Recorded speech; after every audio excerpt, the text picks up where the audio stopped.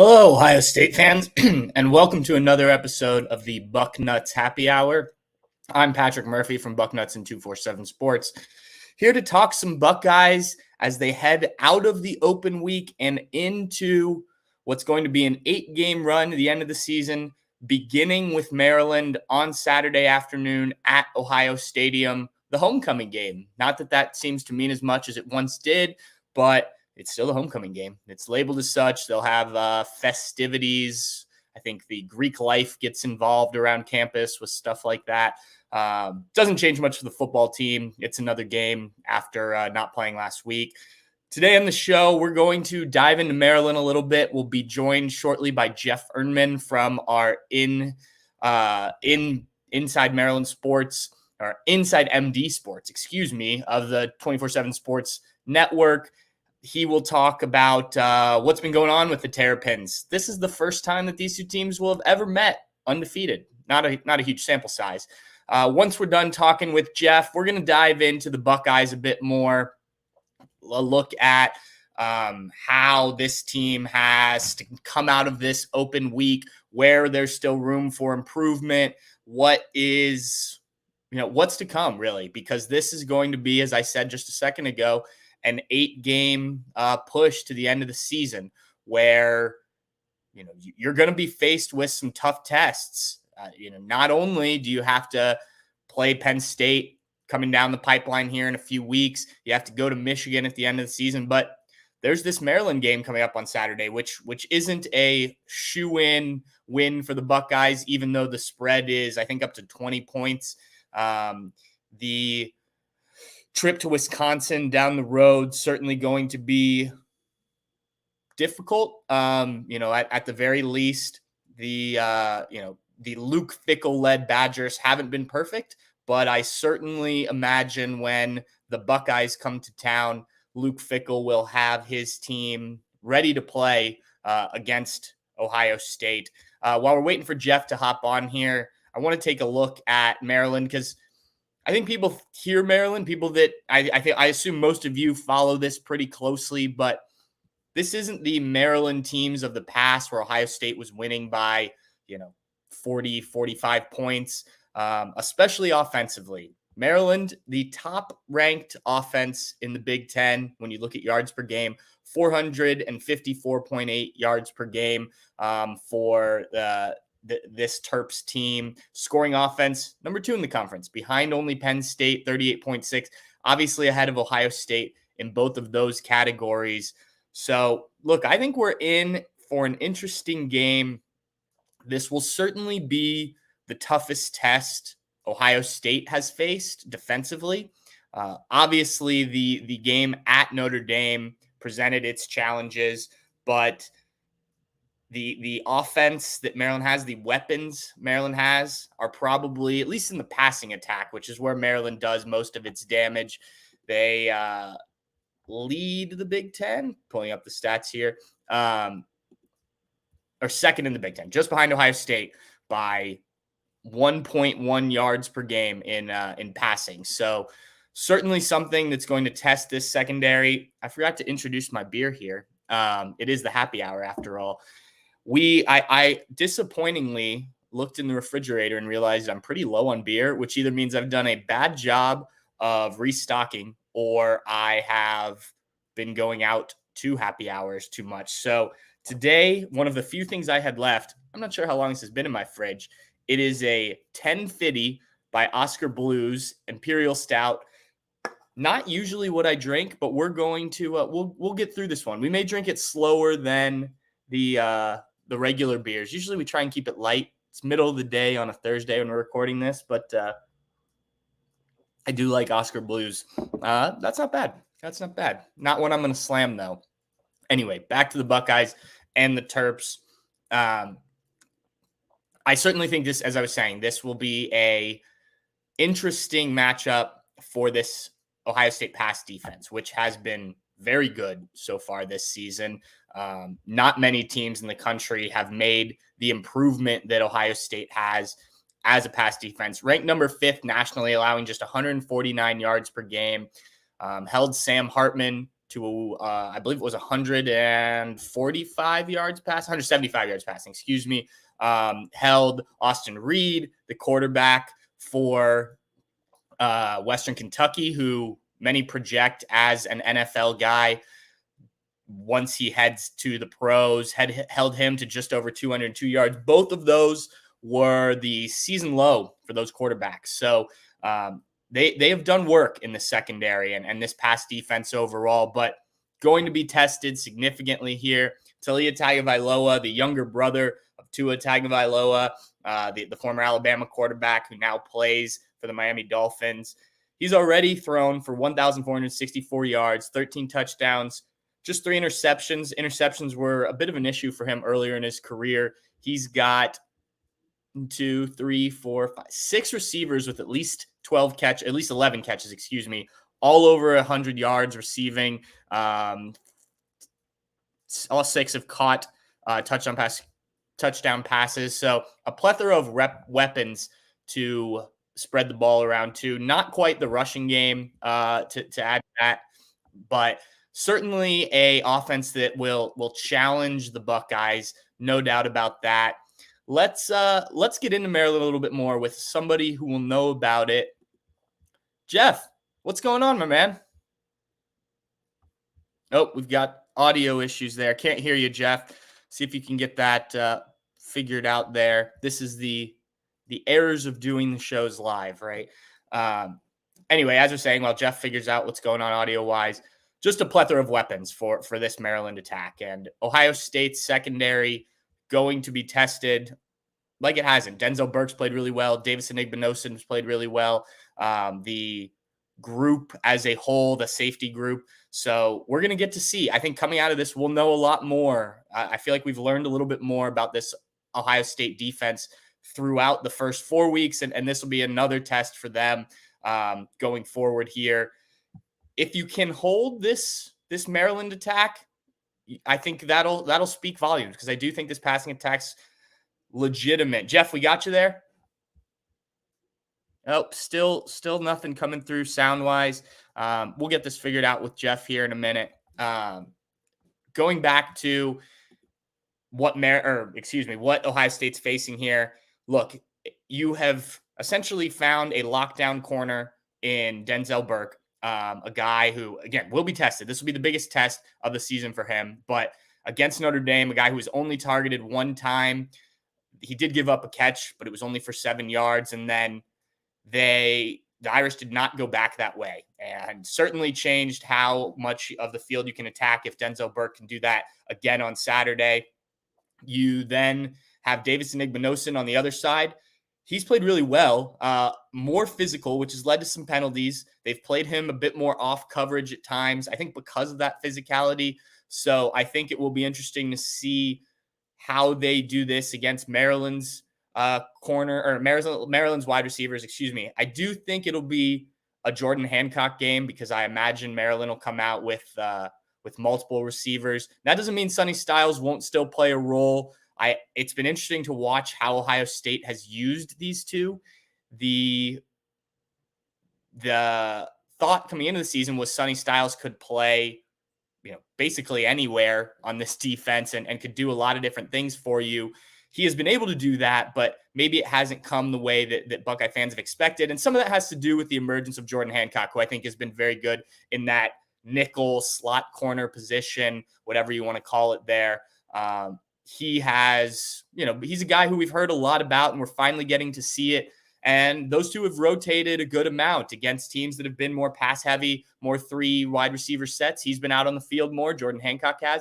And Sonny Styles has kind of been the defend the run guy in the box a bit more. So look, I think they're going to need both of them on Saturday against Maryland, but it wouldn't surprise me if this is another bigger Jordan Hancock game when you look at the final snap counts. Obviously the pass rush is going to be a thing that we continue to talk about until Ohio State figures out a way to get home. And I want to talk about that more later on a general sense, but against Maryland, it's going to be interesting. We were talking to some of the Ohio State defensive linemen this week. Tyleik Williams, he said, it's basically with a guy like Tagovailoa, you're trying to keep him in the pocket. not let him have lanes to move around. He doesn't run a ton, but he is very capable as a runner. And you don't want him to get out and kind of get things going or get out of the pocket and be able to throw. For his career, just 251 rushing yards, does have 11 touchdowns, scored one against the Buckeyes last year, if I remember correctly. So a guy that you do have to, he's not a Sam Hartman, right? Who is going to sit in the pocket. And I mean, Sam Hartman can move, but it was more concerning about what he can do with his arm. And that's true about Tagovailoa. He's just capable of getting out and making plays. And that's going to be important for this Buckeye defensive line. And they need to put him under pressure. No doubt about that. They haven't done that. They've gotten pressure, but they haven't gotten the results of that pressure, maybe at the level that they expected coming in, given what this defensive line has. So I think it's going to be crucial for that group to not only, make Tagovailoa feel uncomfortable at times, but get to him, hit the quarterback. I know that the coaches, Jim Knowles has brought this up this week. Sacks maybe aren't the end all be all, deciding factor when it comes to successful defenses, but you certainly have to get to the quarterback. The way that you really cause issues for a quarterback is by making contact with them. They don't want to be hit, especially down around their legs. If you can get the sack, that's great, but that pressure and making them feel uncomfortable is going to be very important, not just in this game, but going forward here. Again, I mentioned some of the receivers that Maryland brings into this game. Deshaun Johnson leads the team, 319 yards. He's got 2 touchdowns. Both Ty Felton and Caden Prather, have 3 touchdowns apiece, both over 250 yards. So they're going to use a number of guys. I mean, you compare that to what Ohio State has done this season with their receiving core, obviously what we consider one of the best and deepest receiving cores in the country. Ohio State only has 3 guys with over 200 receiving yards and only 4 with over 10 receptions this season. Maryland has worked deeper through their receiving tree. And now that includes, tight end. They do have a running back with 12 catches in Roman Hemby. So, they're spreading it out a bit more than Ohio State is, and it's been effective. Now, I think you can look at Maryland's schedule and ask, what defenses have they played and things like that. I saw some of that being brought up in our live chat here, but I have to push back on that a little bit. Maryland, at this point in the season, Maryland's played 3 Power 5 teams. They've beaten all 3, including 2 Big Ten teams. Now, it was Michigan State, who has struggled certainly with what's going on up there, and Indiana as well, who Ohio State fans saw earlier this year. But I do think that, it's not like they've just played this cupcake schedule thus far. It hasn't been the Michigan schedule. So, all right, we're going to try and bring Jeff back in here, see if the audio is working out. Jeff, can we hear you? How we doing, Patrick? There it is. We got it. Right. And that right there is I'm a writer and not a TV guy. Yeah, no, I completely understand. I've had my fair share of audio, video issues doing these live podcasts. So no worries. I'm just glad we were able to make it work. How are things going, man? Busy, as I'm sure you know. It's like every year, every year you'll get calls from media in this town or that town based on who they're playing, but it's never like Ohio State week, man. My phone is off the hook all week during Ohio State week. Just kind of is anecdotal to the incredible amount of interest there is in the Buckeyes. Yeah, I guess I knew this, but it hadn't really popped into my head until somebody brought it up during this week. The first time these 2 teams are meeting undefeated, and I guess it makes sense, kind of given where Maryland's been and when they've met in the season. But were you surprised at all by that statistic? No, not really. I mean, Maryland, if we're being honest, has really struggled since joining the Big Ten. This is the first, believe it or not, this is the first time they've been 2-0 in the conference since joining in 2014. So that kind of illustrates the uphill battle that they've had. The question I've gotten a lot this week is about Taulia Tagovailoa. Like, how good is he really? I know what the numbers are. You're a guy who watches him every week. You've watched him improve over the past 4 seasons. What is he as a quarterback? What is his ceiling? what should Buckeye fans expect out of him? Obviously saw what he was able to do last year at that game in College Park, but what has he developed into this, what is this, year 5 in college, year 4 at Maryland? Yeah, I mean, he's mostly the same guy. I think he's cut out some of the mistakes in the past. He's got a little bit of a habit of, if something goes wrong, letting it snowball mentally. You can see it in his body language. He starts to make some bad decisions. So he hasn't really fallen into one of those funks this year. So his numbers are better. The win-loss record is better. But at the same time, the schedule's been really soft so far. They haven't played, forget about an Ohio State level team. They haven't played a team right there. It's been the teams that they're double-digit favorites against. So while he's been really good so far, he hasn't been tested by a really, really good team.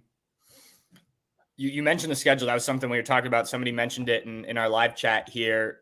How do you evaluate this team? Obviously, as you mentioned, first time 2-0 in the Big Ten, undefeated. You've played 3 Power 5 teams. I know Virginia hasn't been great, but what do you make of what you've seen on the field and kind of how you then, translate that to what Maryland can be this season?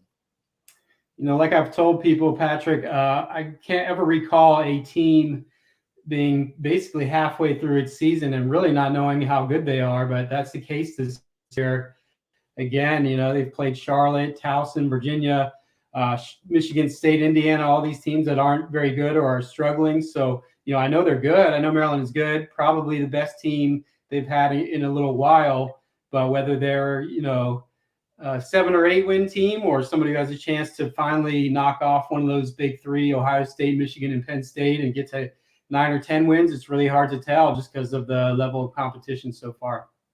Yeah, I can relate to that. Last year with Ohio State, they beat Maryland beat Notre Dame, week 1, and everyone thought that was a big win. And then Notre Dame loses to Marshall, and Ohio State, doing well but not playing anyone. And it's like, what do you really make of this team? It's so tough to tell in college football. The receivers on this team, I was talking about it while you were figuring out the audio issues. This ball gets spread around quite a bit, not just receivers, tight ends, running backs making catches. What kind of weapons does Tagovailoa have, and why have they been so successful spreading the ball out to a number of different guys? Well, that's pretty much how Loxley's offense runs. It's pretty rare that you'll have one guy piling up stats. They really like to spread the ball around. Talia likes to spread it around. Last week you had Ty Felton, a junior who's shown his talent and is maybe their fastest player, but hasn't been a star in the past. And he has 3 touchdowns in the first half against Indiana. Caden Prather, a West Virginia transfer, 6'4" kid, was a 4-star recruit from Maryland who got away. They got him on the boomerang in the portal, and he's been their deep and end zone threat. Jay Sean Jones is a 6-year senior who has more than 200 yards combined the past 2 weeks. He's playing his, really amazing because he's torn his ACL twice, but he's playing better than I think he ever has. And Corey Dyches, tight end, he's more of a hybrid. He's only 215 pounds. So he's kind of a receiver in the tight end position. But as of a week ago, I think he fell off, but he was leading FBS tight ends in receiving yards. They also like to throw it to their running backs. Roman Hemby's a good pass catcher out of the backfield. So it's really, and then there's several other younger guys who are getting action and making plays. So it's impossible to even point out a number 1 guy or even a number 2 guy in their offense. Because of how well this offense has played, and maybe even add in what Maryland was able to do with Ohio State last year. And I know obviously that game didn't end up the way they wanted, but it was much closer than people expected. Do you get the sense that they're coming into this game more confident than maybe some previous trips to the Horseshoe? Yeah, absolutely. I think they are. You can kind of sense it. I think a big part of that is not only the 5-0 start, but also, the program was losing every year, getting blown out regularly by teams like Ohio State, and now you have guys who are your veterans who the past 2 years have won 8 games and 7 games. So they have a taste of winning. They've won 15 out of their last 20 games, 7 in a row dating it back to last season. So you're going to have more confidence because these guys have experienced success, whereas the teams that came out there and just got beat down the past few years didn't have that that culture instilled in them. So I do think, there is more confidence going into this one. obviously they're heavy underdogs for a reason, but I don't think they're going to go in there scared. Were you surprised by the spread? I thought, what did it start at, like 19.5? It's up to 20. I thought it would be closer than that, personally. What'd you make of it when it came out? No, I thought it'd be right around 16 or 17. Just realistically, when you look at Maryland's schedule, again, Ohio State's schedule hasn't exactly been murderer's row either, but Maryland has had one of the easiest schedules in the country so far. That calculates into the numbers, obviously, and the average score in the four trips they've taken out there, I think, is 63-17. So when you look at that, it's actually a small spread. Obviously Maryland's better this year than it was when it took those losses, but no, I think they're in prove-it mode. Even with the 5-0 start, they have to prove that they can hang with Ohio State on the road. They've been able to do it twice at home, obviously, threw a scare into them last year. Mm-hmm. And in 2018, with that wild overtime game, I think it was 52-51. But they got to show that they can compete with them at Ohio Stadium. Talk to me about this defense. Obviously, statistically, the numbers aren't, you're not ranked. They're not ranked as high as the Terps are on offense. But what should Buckeye fans be aware of when Ohio State's on the field with the ball? Well, the defense has been really opportunistic as of, I think, after the last game. I think right now they're ranked tied for Penn State for number 1 in the country in turnover margin. Mm-hmm. So they're turning teams over regularly and not turning it over very much themselves. That's been the biggest thing because it's really a bend but don't break defense. Also, I think they're number 1 in the Big Ten in red zone defense. So you combine the turnovers and the red zone defense; those have combined to kind of mask some deficiencies. I think, I've seen the defensive front get pushed back a little more than you'd like to see against some lesser teams. There's been times where the secondary struggled to maintain coverage. They don't have that much depth at cornerback. They have really good experienced safeties, but cornerback is, kind of a weak spot. They do have some really good young linebackers. It'd be interesting to see if Jayshawn Barham goes. He missed last week. He was arguably their best defensive player last year as a true freshman. If not their best, then their second best. So that, they really need to have him, but there's no word on that yet. So, long story short, the numbers are good, but it's not a dominant defense. And, I think if you're a Maryland fan, you're worried about how you hold up front.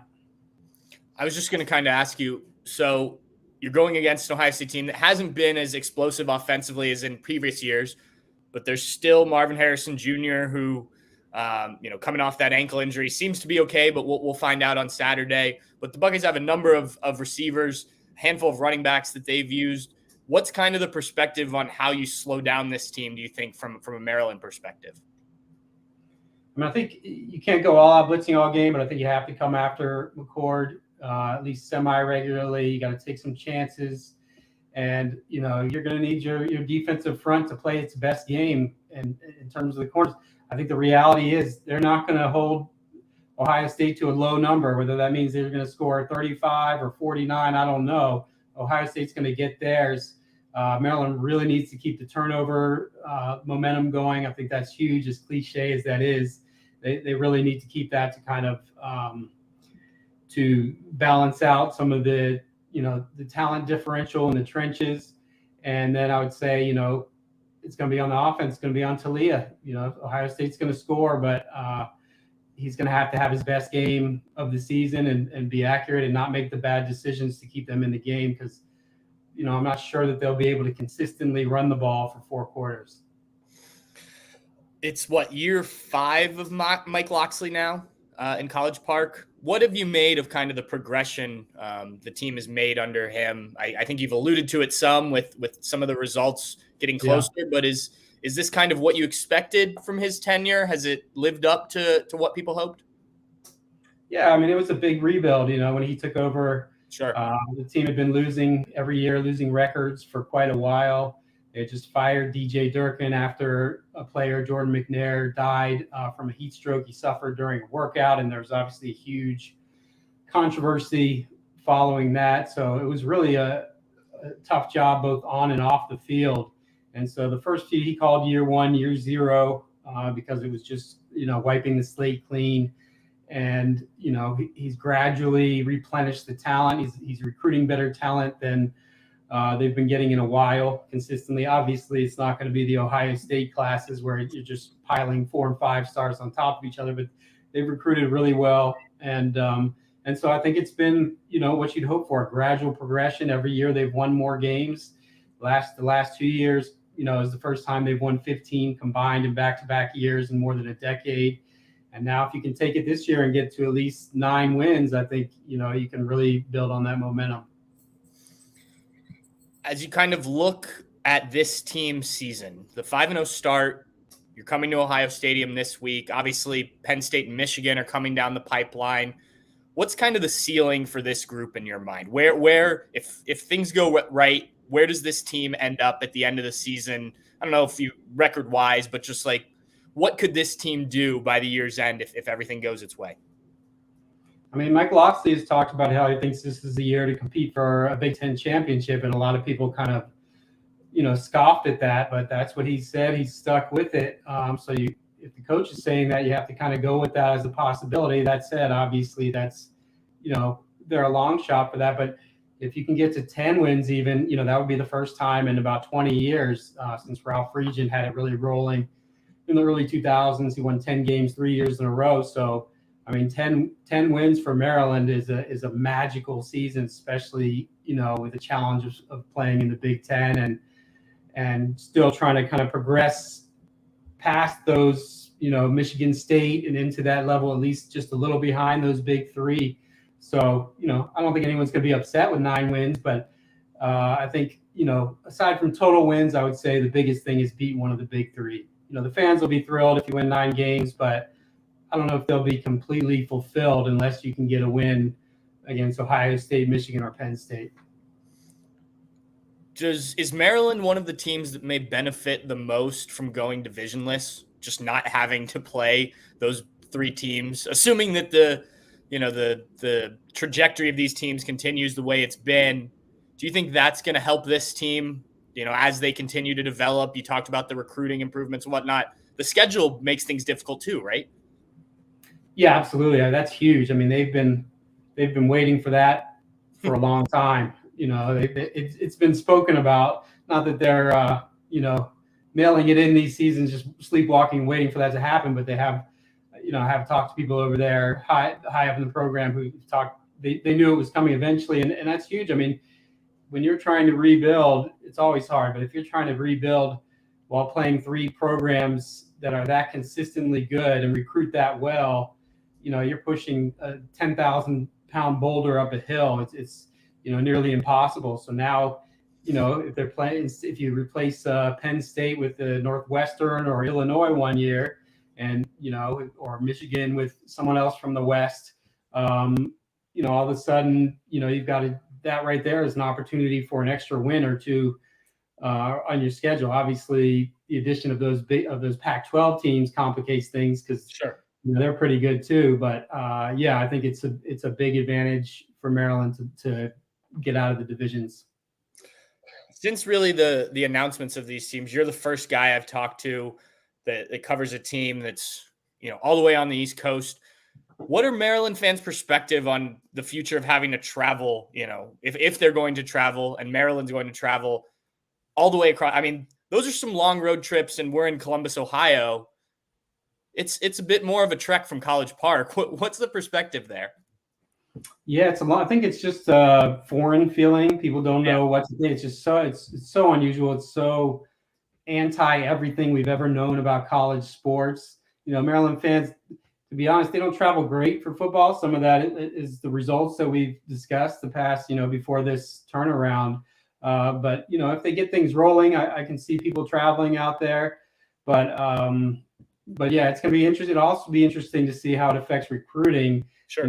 Obviously, I think a team like Ohio State is probably more positioned to capitalize on that just because of their national brand and start getting some West Coast players, where I feel like for Maryland, it actually might be a negative because now you'll have Oregon and UCLA and these schools coming in to the DMV and kind of establishing their brands.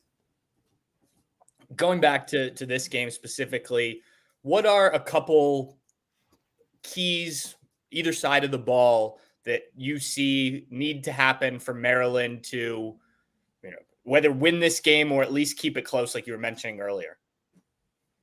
Yeah, I think turnovers, I don't see them winning this game unless they force multiple turnovers, because, Ohio State just has so much talent, and Maryland's defense has been good. But like I said, there's some inexperience in the secondary, and, they're still unproven up front.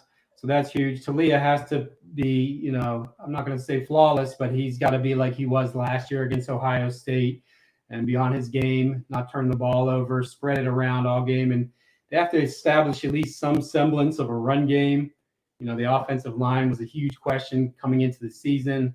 They've been better than expected, but it's been largely in pass protection. They've been really good. Run blocking hasn't been as good. They haven't opened up a ton of huge holes. So, I don't think they're going to consistently pound the ball on Ohio State by any stretch, but they at least need to have some semblance of a consistent running game. Maryland going to play up tempo a little bit. That's been something Ohio State's faced, is teams trying to slow it down. Now, Western Kentucky didn't do that. Notre Dame did it a little bit. Ryan Day has really harped on the lack of possessions, whether it be the play clock. Will Maryland speed it up a little, or do you think they'll try and keep Ohio State's offense off the field? Yeah, everyone's asking me that question, and Loxley hasn't told me for some reason. I don't know why he's being stingy with that information. I mean, that's his DNA, is to go up tempo. Yeah. That's what he likes to do. I wouldn't be stunned if he slows it down a little bit, knowing that it helps him to shorten the game up a little bit. But at the same time, that's ingrained in him. So, my guess is they'll still hurry it up. But, obviously from a layman's point of view, you would think that slowing it down might be advantageous. Yeah, it's been interesting. Indiana did it. Youngstown State did to Ohio State. It probably worked to some degree in terms of keeping the score a little closer, but the final outcome didn't ultimately matter. So it's interesting to kind of hear perspectives on that. All right, Jeff, last question. This is the Bucknuts Happy Hour. We're a big beer podcast. But if you're sitting down having your favorite drink, doesn't have to be alcoholic. If you're not into that, it's up to you. What's your favorite beverage on a nice day, maybe kicking it on the porch? I don't drink a lot these days, Patrick. I'm too tired from doing all this work and chasing kids around. But when I do, I'm a Crown and Coke guy. I like a nice Crown and Coke. All right. Good. I've been meaning all year to ask guests about that, and I keep forgetting. So you're the first one to get that question, but hopefully not the last. I'll just have to remember next year that I asked you about it so that I don't ask you again. There you go. All right, Jeff, thanks for joining me. I appreciate it. Like you said, I know you're busy, but I do think this provided some good insight on what Maryland's going to bring to Ohio Stadium on Saturday. Thanks for having me, Patrick. Yep. Talk to you soon. All right. That was Jeff Ermann from our Maryland side at 24/7 Sports. They do great work over there. Again, something I repeat every week, but if you're looking for some of the Maryland coverage, what kind of has been said about Ohio State, there's actually been, I won't say chirping because I don't think that's the right term, but I do think based on some of the stuff that I've read over on the Maryland side of things on that site through our network, I think this team is a bit more confident than not that I would have expected. They're an undefeated team, but just based on how results have gone, I think there is some more confidence in this Maryland team that they can come in. I think Mike Loxley said earlier, maybe it was Mike Loxley, they're trying to do something special against Ohio State. And look, I think every team should come in with that mentality, frankly. Whether it happens or not is a whole different topic, but why not come in believing you can upset the Buckeyes, especially if you come in at 5-0? Who cares who you played? I think, you've proven yourself to this point. Why not have the emphasis? Before we go on, I want to talk about one of our partners, AG1, the daily foundational nutritional supplement that supports whole body health. When do you drink your AG1? What effects have you felt on your body? AG1 is the foundational nutritional supplement that delivers comprehensive nutrients to support whole body health. AG1 is raising the standard for quality in the supplement category. It replaces your multivitamin, probiotic, and more in one simple drinkable habit, creating a manageable daily habit. All great athletes have one thing in common. They take care of their bodies and have a huge And a huge part of that starts with optimizing whole body health. AG1 is raising the standard for quality in the supplement category. I'm still trying to pretend like I'm an athlete. I still, play sports at least a couple times a week, try and hit the gym. AG1 is something that has been beneficial in that as I get older. I'm not going to say I'm old yet. I will save the old category for some of our other Bucknuts guys, but I do think that the AG1, one simple drink, easy to do, something that boosts what you need if you're trying to stay active. As I just said, if a comprehensive solution is what you need from your supplement routine, then try AG1 and get a free 1-year supply of vitamin D and 5 free AG1 travel packets with your first purchase. Go to drinkag1.com/Bucknuts. That's drinkag1.com/Bucknuts. Check it out. All right, let's move on to the Buckeye side of things. We sort of started talking about some of this before Jeff jumped on the podcast. Ohio State coming out of the bye week, coming out of the off week, the open week, whatever you want to call it. I'm really interested to see how this team handles this, because you had this huge win against Notre Dame 2 weeks ago. You on one side, the off week comes at a great time because you get to rest up after a tough physical game like that. A guy like Marvin Harrison Jr. gets time to let his ankle heal up. If you've missed that, there's a story on Bucknuts right now that Dave Biddle wrote yesterday on Wednesday about Marvin's ankle. Sounds like it's not completely pain-free, that he's going to be dealing with this throughout the season, but he is of the belief that he can play through it. Played through a similar, though he says this is a bit worse, ankle injury last year. So at least he knows kind of how to handle it and, what he needs to do throughout the week in the games to be productive. Look, if you can play through an ankle injury last year and put up the numbers he did, I think he'll be just fine this year. And he looked fine, I thought, in the Notre Dame game, as we talked about last week. But anyway, the coming out of the off week, how you handle like the not being able to sustain that momentum of winning at Notre Dame. And I think it can be very beneficial, as I said, to have this week, to let guys kind of get away from football for a weekend, go home, go see whatever they chose to do with their weekend last weekend. I think it can be very beneficial. But there are a few things I think that need to be built on from that Maryland game, or from that Notre Dame game into this Maryland game and going forward. Because if you remember correctly from last year, Buckeyes came out of the open week and just were never really the same team. They could never get back what they had rolling. You look at some of the games, and obviously the opponents were more difficult. You had to play Penn State at Penn State. You had to go to Maryland, who gave you a more tougher game than you expected, and obviously the Michigan game. But it just never felt quite right after the open week, which happened right in the middle of the season, as opposed to this one, which happens after week 4. The first thing I think is going to be huge is how Kyle McCord builds on that Notre Dame performance. And look, it wasn't perfect for Kyle McCord. He was 21 of 37 for 240 yards. The second time this year, he didn't throw a touchdown pass in a game. Neither Justin Fields nor CJ Stroud did that during their careers. I'm not saying that as an indictment on Kyle. I'm just saying that as it was a good game. And obviously the plays he made in the fourth quarter on that final drive are something that I think can help a kid flip a switch.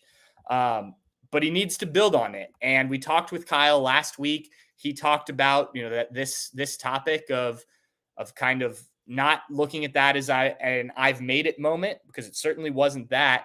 But you need to go out against Maryland and put together a good passing day. We talked with Jeff about Talia Tagovailoa and kind of what he can do. If he gets going, Kyle's going to have to, match him. And he did outduel Sam Hartman, and not that they're going head to head. And I don't think it's necessarily fair to compare quarterbacks in terms of what they did, but a young quarterback going 21 of 37 for 240 yards, a veteran going 17 of 25 for 175. He did have a touchdown pass. I think that's that's a step in the right direction for Kyle. Now, come out on Saturday. You're back at home. You're going up against a Maryland defense that hasn't been overly impressive against the pass, ranked 49th in the country, giving up 211.8 yards per game. So there should be some opportunities there for Kyle. And again, I've said it all along. I don't think Kyle needs to be CJ Stroud, Justin Fields, Dwayne Haskins. If he is, then that's a bonus. But if you can just get the ball to these players, which is what he's done consistently this season, and it's gotten better every week, then you're going to put up good enough numbers. And if this defense keeps playing well, you can run the ball, and I think they need to run the ball better, but you can run the ball, then you should be just fine. But I do want to see McCord taking steps, and I do think that this is a big moment for him. Just, you've gotten all the hype from what you did on that final drive against Notre Dame, everyone watching. Now go out and I said this on a local radio show this morning, go out and have one of those like really efficient days, or go out and throw for 300 yards again, which I think would be the second time this season he's done that. How can you build on what you've done? And it was an easy thing to build on some of those first few games because they were against teams that, didn't scare you very much defensively, or, that you should be able to throw the ball on. Now you're getting into the Big Ten, and not that every Big Ten team has a great defense, but you're going to have to make some plays in the Big Ten. And I think that that's kind of the number one thing that they need to build on coming out of the off week. The second thing, we touched on this a little bit already, they have to continue this defense specifically for this game, what they've done in the secondary and how they have, kind of handled these opposing passing attacks. I read you the numbers earlier. 149 yards per game through the air is what Ohio State's given up, 5th best in the country. I don't know if those numbers will continue to be quite that low as you get into the Big Ten and face teams like a Maryland, Drew Aller and Penn State, some of the teams like that. But you have set a standard now.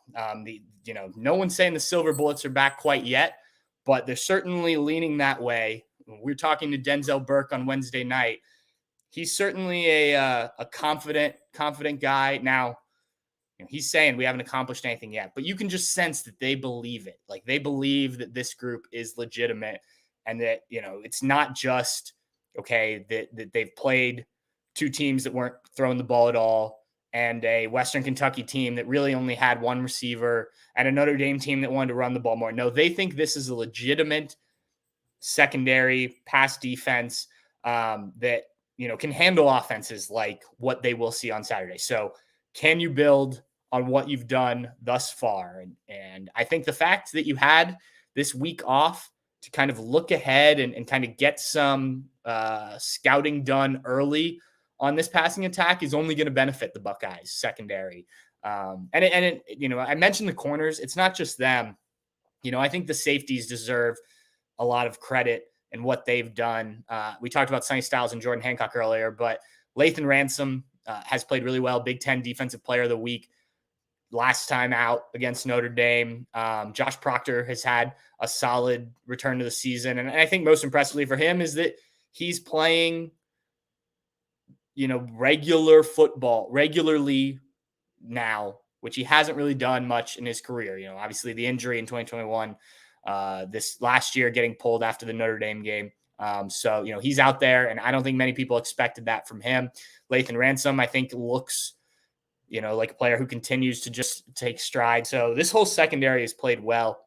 I do think that the linebackers, coming off of a game against Notre Dame where, for whatever reason, they did not have their best game, I'm interested to see just how they back that up. How they bounce back, I guess is a better way to put that. And I don't think it was necessarily the play of the linebackers. I think Tommy Eichenberg and Steele Chambers, both very solid. I think you were just playing a Notre Dame team that has a really good offensive line and targeted them, especially on those runs, to get downfield. And, so the numbers didn't look great for either of those guys. This isn't going to be an opportunity in this specific game for them to bounce back just because you're playing a team in Maryland who wants to throw the ball around a little bit more. But I do think, going forward here, we need to see these linebackers, it can't be, it has to be more what we've seen in the past than what happened against Notre Dame, which I think it will be. I think that was more of a one-off, and you're playing some of the best offensive linemen you're going to face this year. But you will face good offensive linemen down the road, right? So you need to be ready to perform better in those situations. And then the other thing I'd like to see coming out of this off week is something different in the run game. And I talked last week, I kind of went on a mini rant about how they've used Travion Henderson and that I think Chip Trayanum needs to be more involved in the running game. I think it needs to be more balanced with their carries. I would like to see it work, for lack of a better term. If this passing game isn't going to be as explosive, you need this running game to be a bit better. Right now, Ohio State is averaging 149 rushing yards per game. It's tied for 74th in the country. Ohio State's been a big passing team under Ryan Day. I just think that there's more when you have 3 running backs that are good, could start at nearly every school in the country. I expected more from this group thus far. And look, Travion Henderson, big play guy. I like that Chip Trayanum has come in and made an impact and found a groove. As I said, I want to see him play more. But, how does Mayan Williams fit? Ryan Day on his radio show and then again in the lightning round talked about he's had a really good week of practice. They're going to get him more run. Okay, what does that look like? He's really just been in on kind of short yardage goal line situations and kind of taken a back seat otherwise. So how do you get these guys involved? And, maybe this isn't the game to do it. You're probably going to have to throw a bit more if Maryland is able to establish their passing attack. But as you get forward, and, I think it's important, Ryan Day talked again on, I forget if it was the radio show or the lightning round, but just like in the Big Ten, you've got to be ready for these weather games and things like that. That's when you're going to need these guys. And I think there just needs to be a bit more out of them so that you can rely on this. And I'm surprised they haven't, frankly. This is a team I thought that would be a bit more run heavy early in the season as you kind of found your rhythm passing the ball and things like that. So we shall see. And then the final thing, and I've seen a couple people in the comments bring it up, the pass rush. And I started with that earlier on before Jeff came on. It's such a weird thing because you talk to Jim Knowles, you talk to some of these defensive coaches, and they're like, yeah, sacks don't mean everything and whatnot. And there's definitely some truth to that. There are currently teams in college football. I pointed a couple out in something I wrote the other day that put up a lot of sacks, and it doesn't necessarily lead to a high level of production, both wins, losses, and statistically. Just because you're getting sacks doesn't mean everything else is working. It helps. It certainly helps the back end. Obviously, that means the quarterback's not throwing the ball and you're not moving the ball downfield, but it doesn't necessarily lead to more overall productions, wins, losses. And that's kind of what the coaching staff said. But on the flip side, you got 2 5-star defensive ends out there. You've got 2 more 4-star guys that were supposed to be in the rotation and haven't played a ton. Now, against Notre Dame, Ryan Day said that, there was only, I think, 8 possessions and I think less than 60 snaps on the defensive side. So they felt fine keeping JT Tuimoloau and Jack Sawyer out there for every snap. And look, JT Tuimoloau makes 2 plays on the second to last Notre Dame offensive drive, gets the ball back for the offense. So it worked. But just, I don't know. I expected more from these guys. I think that they have more that they can give. The fact that neither of them have a sack at this point is just disappointing. Jim Knowles can say all he wants that they are doing their job, and I believe him. I think they are doing their job. But I think part of that job is getting to the quarterback when you need him to. And, I thought maybe it would happen against Notre Dame. You had some opportunities against Western Kentucky. It just, you need to see this. And I know it's been a focus for this team to continue to get pressure on the quarterback. And they have pressured well. You look at the numbers behind it. I don't have them pulled up here. I think I talked about them last week, but you'd like to see a bit more when you recruit talent at the level Ohio State has. Let's just pull it up here. Let's pull up the sack numbers of the top teams in the country right now and kind of where they are in comparison to Ohio State. So Georgia has 8 sacks on the year, which is tied for 98th in the country. Ohio State, for the record, 5 for 126.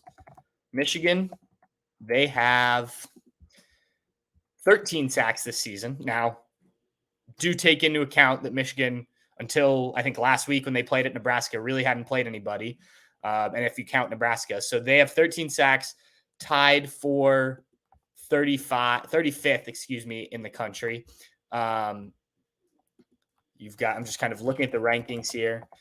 Texas, who is the number 3 team in the AP poll, has 13 sacks, 35th in the country. So I think what you're seeing here is a wide range, right? Like, you don't have to be great at it. Florida State, 62 in the country, 11 sacks. I just think you need to be more productive than Ohio State's been, given the talent that you have. Even a team like Alabama, who has not been great this year, and that largely has to do with the quarterback, 17 sacks, tied for 9th in the country. So I think there's certainly room to grow here. And you hope as a Buckeye fan that they do grow and that these players are able to, look, I don't need JT Tuimoloau to end the season with 15 sacks. I just don't think that's going to happen, especially not now. But if he can make some of those plays that he made, like against Notre Dame, knocking down the pass, getting the tackle for a loss, but then also contribute 6-ish sacks throughout the season, I think that's a really good season, because he's not just a pure pass rusher. Jack Sawyer, same thing. So I don't know. I've harped on this long enough. I think this is going to be a really interesting game. I think it's closer than people expect, at least the odds makers expect. Maybe Ohio State pulls away towards the end. I'm still waiting to see this offense really click into gear. I think it's going to have to do that here in the Big Ten and maybe in this game. Obviously, I've talked about the defense and what they need to do in this game. But I think that we're in for a fun one on Saturday, high noon at the Horseshoe. Let's get to this final segment of what you will be reading Sunday morning, kind of what the headline will be. I'm going to be a bit bolder than I probably have been in the last few weeks. I'm going to say something along the lines of Buckeye secondary shuts down high-flying Maryland passing attack, or Buckeye secondary shuts down Taulia Tagovailoa Maryland passing attack. I think the secondary is legitimate. I think they will, it's not going to be, Maryland's going to pass the ball some, obviously, but I think they can continue the trend that they've done and hold Taulia to, his worst passing day of the season, which is, pulling it up here, his fewest passing yards were 223 against Michigan State. He also threw 3 touchdowns and an interception in that game, completed 58.3% of his passes. So there's the line. Can you beat that as Ohio State's defense? I think they can. And I think that's what you're going to be reading about Sunday morning. I think the Buckeye defense will be a big factor in this game. And we're going to be talking about them quite a bit throughout the rest of the year because of it. I didn't know if I believe the defense coming into the season when they said, they're going to win games this year. But I watching it now, I think that could be a real thing. And I think it could be a thing on Saturday. All right, we're going to get out of here. Thanks to Jeff Ermann from Inside MD Sports, our 24/7 Sports Maryland site. Again, check them out. We've got plenty of stuff on Bucknuts throughout the week. I mentioned some of the stories earlier, but check those out. If you are not a subscriber at this point, there is a promo. It is on the front page of Bucknuts as we speak. The deal ends Thursday night. We're recording this on Thursday. You get 30% off an annual Bucknuts subscription or 2 months free. 2 months gets you through the rest of the football season, basically. So if you're not already a Bucknuts subscriber, you've thought about checking it out, now is the time to do that. Thanks again to AG1, the daily nutritional supplement, for helping us make this thing happen. Please like, subscribe, all that good stuff on wherever you watch this, listen to this, everything like that. It's going to be a fun one. Like I said, I think Saturday is going to be an interesting game. We'll have our predictions out on Friday, but I will be predicting a Buckeye win. Maybe not by as much as some people hope, but a Buckeye win. Anyway, thanks for everyone who tuned in live. Thanks for those of you who listen to the podcast version. This is another episode of the Bucknuts Happy Hour. I am Patrick Murphy with Bucknuts and 24/7 Sports. Have a good weekend, and cheers, Bucknuts.